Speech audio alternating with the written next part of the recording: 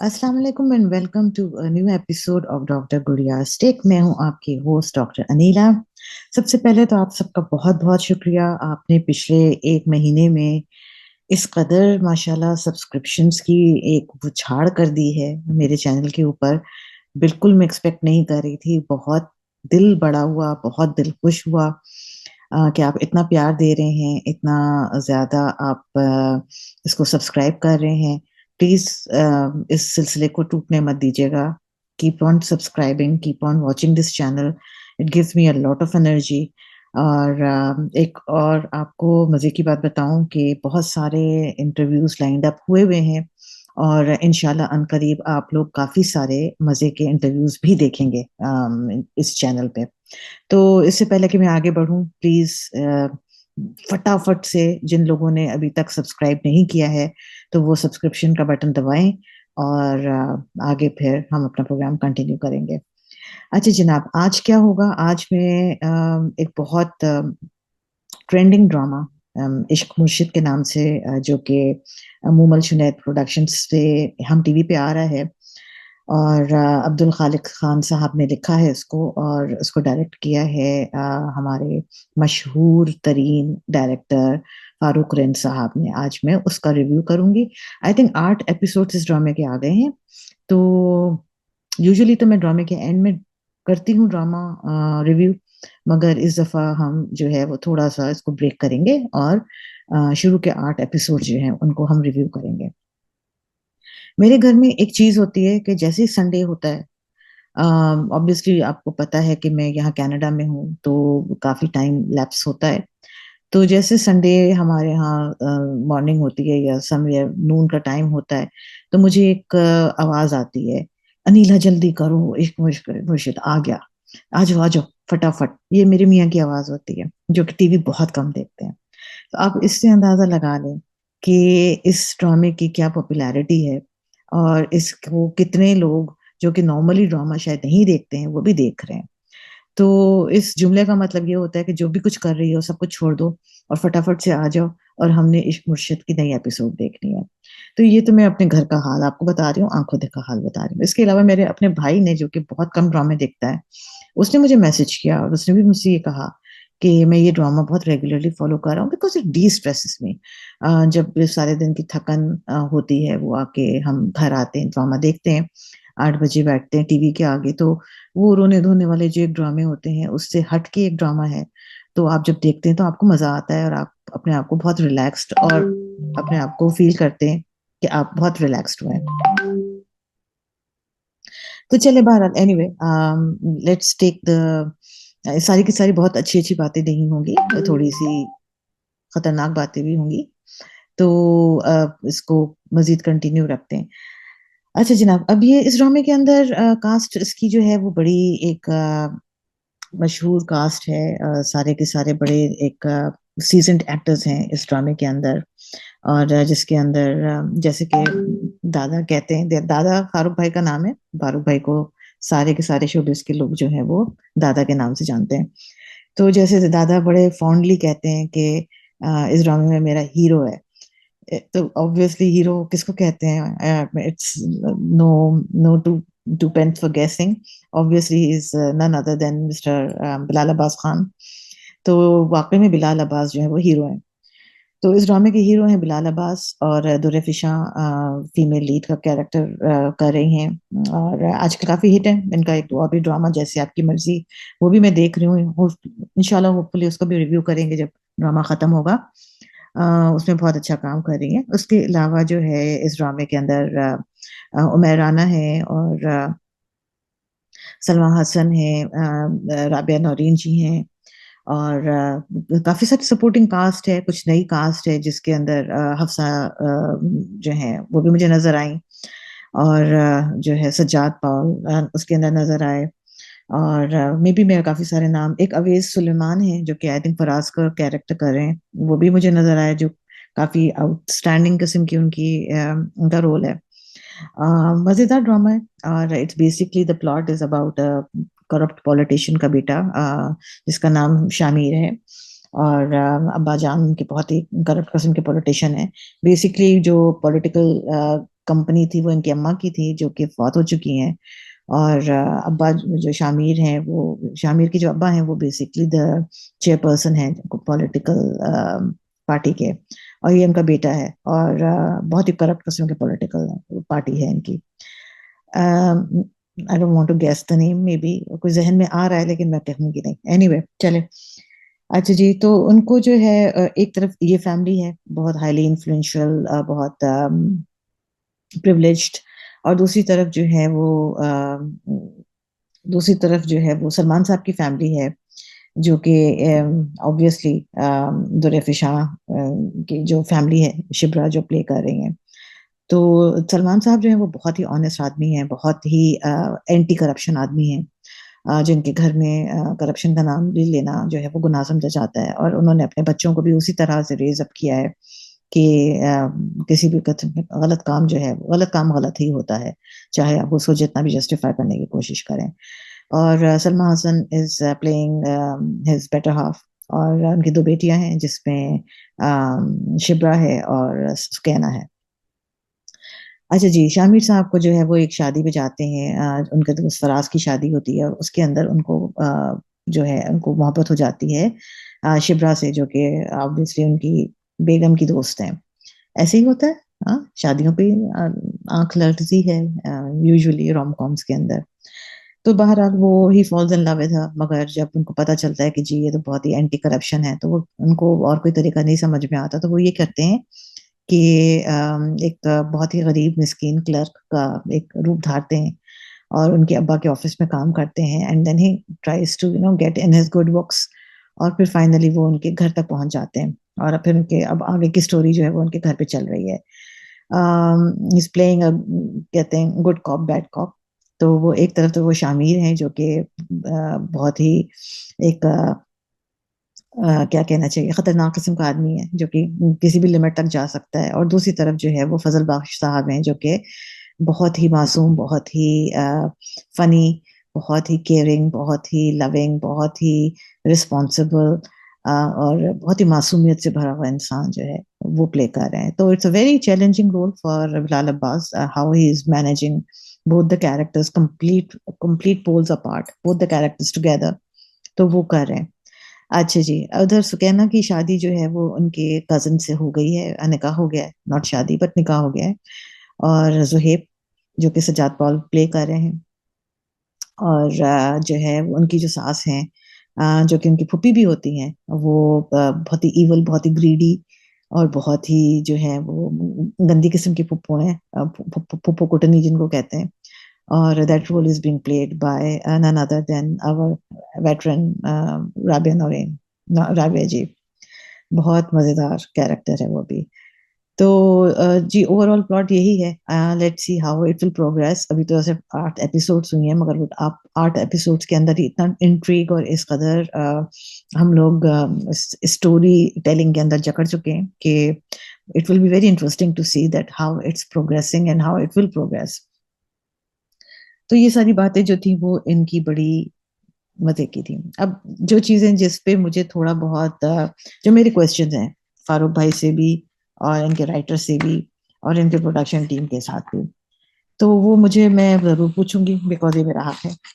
तो जनाब, मेरे जो सवालात हैं वो ये हैं कि मैं क्लियर अभी तक नहीं हूँ कि शामिर का अपने अब्बा के साथ किस किस्म का रिलेशनशिप है, whether he hates his father because whatever he did to his mother, उसको अपने बाप से नफरत है, या उसको अपने बाप से बहुत मोहब्बत है, या फिर वो एक कॉम्प्रोमाइज सिचुएशन में है कि उसको खुद को पता नहीं है कि वो अपने बाप से मोहब्बत करता है कि नफरत करता है।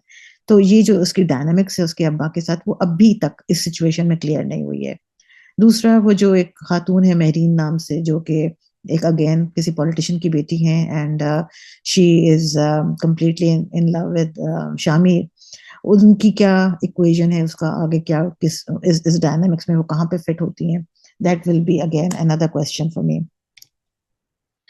एक और बात जो है वो मुझे ये समझ में नहीं आई कि सलमान साहब जो कि इतने ऑनेस्ट आदमी हैं और इस कदर जो है वो बहुत ज्यादा केयरफुल हैं कि इन चीज़ों के मामले में कि जी क्या करना है, क्या नहीं करना। तो उन्होंने एक कंप्लीटली अननोन कैरेक्टर को जो कि फ़ज़ल बख्श है, उसको कैसे घर के अंदर रख लिया है जैसे जबकि इनके घर में 2 जवान बेटियाँ भी हैं। अच्छा, तीसरा जो मेरा चौथा पता नहीं तीसरा या चौथा सवाल ये है कि दूसरे सलमान साहब ने अपनी बेटी जो है, छोटी बेटी, उसका निकाह कैसे अपनी बहन की बेटे से कर दिया? ये जानते हुए भी कि बहन उनकी कितनी लालची है, कितनी ग्रीडी है। ठीक है, मोहब्बत बहन-भाइयों की अपनी जगह पे होती है, बट अब आजकल के ज़माने में like you know in this century एक तो कज़िन मैरेजेस वैसे भी कोई बहुत ज़्यादा कोई कोई भी प्रेफ़र नहीं करता, दुनिया में कहीं पे भी चले जाएँ। It's not very good thing to do.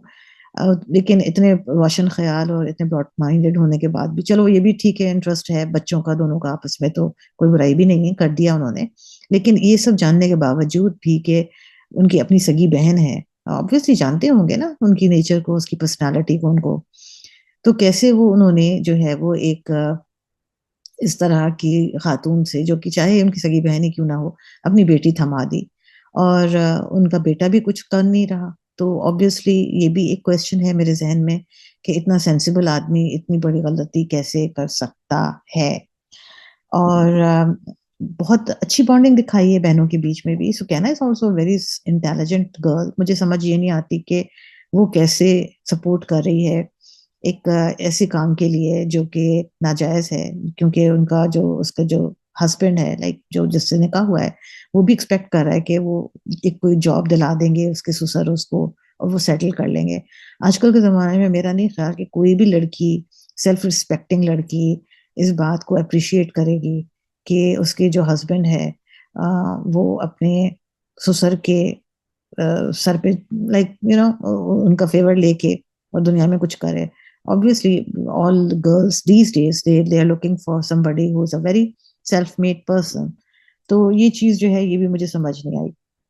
दूसरा मुझे ये समझ में नहीं आया, मुझे वैसे नरगिस आंटी पर्सनली तौर पे बहुत पसंद है। I mean I know she is shown to be a very greedy person but वो जो जब वो बहुत लाइट मोमेंट्स उनके होते हैं, बड़े क्यूट मोमेंट्स होते हैं और जिस तरह से वो करती हैं, वो बहुत बुरा तो लगता है लेकिन उसके बावजूद भी प्यार भी आता है उनके ऊपर। तो मुझे ये समझ में नहीं आता कि ये जो जब ये जो शामिर का कैरेक्टर है, उसको उसको सारी खुली छुट्टियाँ हैं, ऑब्वियसली वो बहुत पावरफुल आदमी है। तो उसको जिसकी मर्ज़ी वो पॉलिटिकल आदमियों के पॉलिटिशियंस के बेटों को किडनैप कर लेता है, तो उसके ऊपर कोई बात नहीं आती। मतलब ज़ाहिर है वो सारे जितने पॉलिटिशियंस के बेटों को उसने किडनैप किया था, वो सारे भी बहुत इन्फ्लुएंशियल ही थे। उतने ही इन्फ्लुएंशियल थे जितने ये है। तो वो बात कहाँ चली गई? Like just been done and dusted with. दूसरी जो उसकी शामिर की इंटरैक्शन है विद फराज, फराज को भी उसने किडनैप कर लिया जो कि उसका बेस्ट फ्रेंड है। तो और उसके बाद भी फराज उसके साथ मिल रहा है। ये बात भी मुझे हज़म नहीं हो रही, समझ में मुझे नहीं आ रही। उसके बाद फिर मुझे ये बात समझ में नहीं आ रही कि शामिर को ने जो है वो नरगिस आंटी को और उनके बेटे को किडनैप भी कर लिया। लेकिन चलो किडनैप कर लिया, वो तो किडनैप करने का एक्सपर्ट है। लेकिन उसके साथ उसने अपनी आइडेंटिटी भी रिवील कर दी कि मैं शामिर हूँ और मैंने जो है वो अपनी बहन की खुशियों की खातिर मैंने तुम्हें जो है वो किडनैप करवा लिया है। तो where does this fit into story? Maybe आगे चल के ये बातें क्लियर होंगी, I don't know, I am not sure but ये बातें जो ऐसी थी जो मुझे जो है वो थोड़ी-सी खटक रही थी। इसके अलावा भी है काफ़ी सारी चीज़ें हैं जो मुझे खटक रही हैं, लेकिन बहरहाल obviously if it's a romantic comedy एक सोशल ड्रामा भी है, रोमांटिक कॉमेडी भी है, तो उसमें बहुत सारी चीज़ें हैं। एक फैंटेसी में भी वर्ल्ड में भी हम रहते हैं। कुछ रियलिटी होती है, कुछ फैंटेसी होती है, तो आप उनको एक थोड़ा-सा वो मार्जिन दे देते हैं कि जी ये आप क्रिएटिव लाइसेंस दे देते हैं। तो अब मुझे नहीं पता इसमें से मुझे कितनी बातों का जवाब मिलेगा और कितनी बातों का जवाब नहीं मिलेगा। बट आई एम होपिंग कि मुझे जो है वो अगर मुझे किसी तरह से फ़ारूक रिन साहब मेरे कब्ज़े में आ गए, तो मैं कोशिश करूँगी कि ये जो मेरे सारे क्वेश्चन्स थे इनके जवाब मैं कहीं न कहीं से निकलवा लूँ। अच्छा जी, कौन-सी बात मुझे अच्छी लगी? Obviously direction top notch. I mean ये तो कुछ कहने की इसमें तो कोई गुंजाइश बचती नहीं है कि फारूक रिंद साहब जो है वो हमारे टॉप नॉच डायरेक्टर्स में से उनका शुमार होता है। और पता नहीं मैं जब उनके ड्रामे देखती हूँ तो मुझे एक पुराने एक डायरेक्टर इंडियन ड्रामे एक बॉलीवुड के एक डायरेक्टर होते थे ऋषिकेश मुखर्जी। आप I don't know how many of you are aware of this name. I loved his movies मैं बहुत, बहुत, बहुत I am a huge fan of his और मुझे पता नहीं क्यों फारूक रिन साहब की जो डायरेक्शन है ना, उसमें मुझे ऋषिकेश मुखर्जी की एक झलक नज़र आती है, जिस तरह की उनकी मूवीज़ होती थी। इनफैक्ट उनकी एक मूवी थी उसका नाम था बावर्ची। उसका भी कुछ थोड़ा बहुत plot was pretty similar to this. बल्कि इनफैक्ट एक और मूवी थी 70s की, आई थिंक उसका नाम था नौकर। अ, वो संजीव कुमार की मूवी थी। वो भी थोड़ा-सा कुछ इसी तरह के ड्रामे के ऊपर बेस्ड थी और बावर्ची में तो I think Rajesh Khanna was there. तो ख़ैर मेरा काफ़ी पुराना एक्सपीरियंस है, मूवीज़ भी बहुत देखती रही हूँ, ड्रामे भी बहुत देखती रही हूँ। तो I mean it's not unusual for me to draw comparisons, but obviously उनकी स्टोरी लाइन्स डिफरेंट थी, इसकी स्टोरी लाइन कंप्लीटली डिफरेंट है। So I am not saying कि जी ये वहाँ से उठाया गया है, but like I am just saying कि वो काफ़ी सिमिलर उसके अंदर भी उसका भी इसी तरह का कुछ, इनके दोनों मूवीज़ के प्लॉट्स भी कुछ इस तरह के ही थे। अच्छा, जो छोटे-छोटे लाइट मोमेंट्स फारूक भाई ने क्रिएट किए हैं इस ड्रामे के अंदर, आई लव देम। स्पेशली एक थे वो यूके वाला जोक है जी, वो कहता है कि यूके से पढ़ के आया हूँ, like you no he is saying मैं यूनाइटेड किंगडम से पढ़ के आया हूँ, यूके से पढ़ के आया हूँ, लंदन से पढ़ के आया हूँ, but like you know it gets transformed into Umarkot. तो एक तो ये, दूसरा एक वो बूजा वाला एक सीन था, एक डायलॉग था, आई लव दैट कि वो कहता है कि जी वो तो अपना तो बूजा भी किसी को ना दे।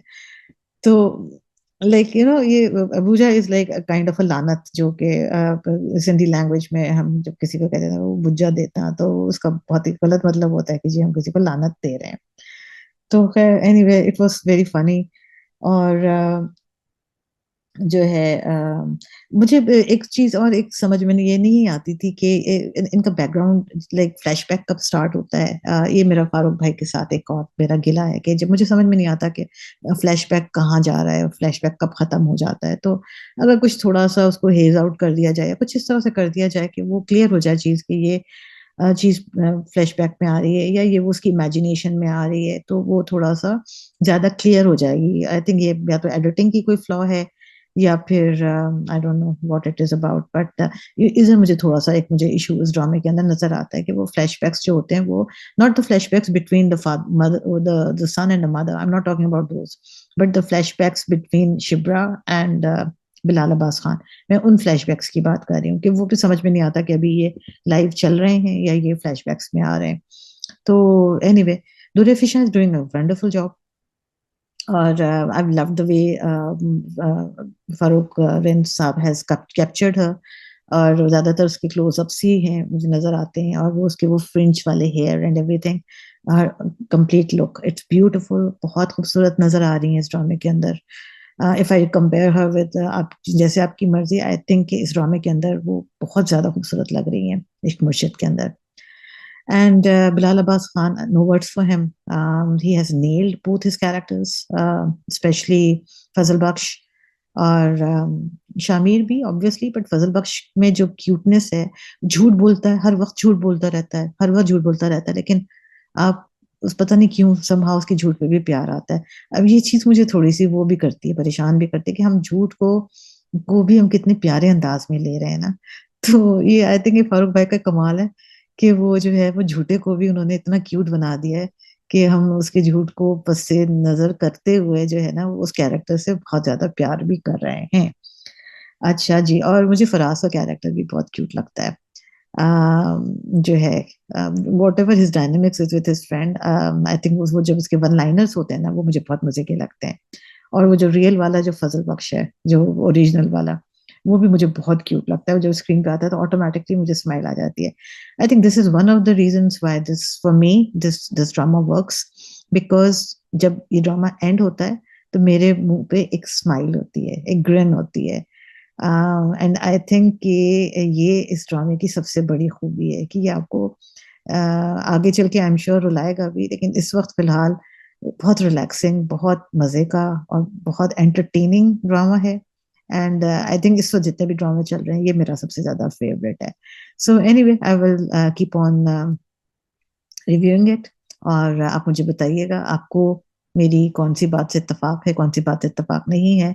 आई will wait for your comments, और उसके साथ-साथ मुझे जो है please don't forget to subscribe, and we will इंशाल्लाह meet soon, very, very soon in fact. चलें, अपना बहुत ख़्याल रखिएगा, अपने प्यारों का बहुत ख़्याल रखिएगा। इंशाल्लाह मिलेंगे। अल्लाह हाफ़िज़।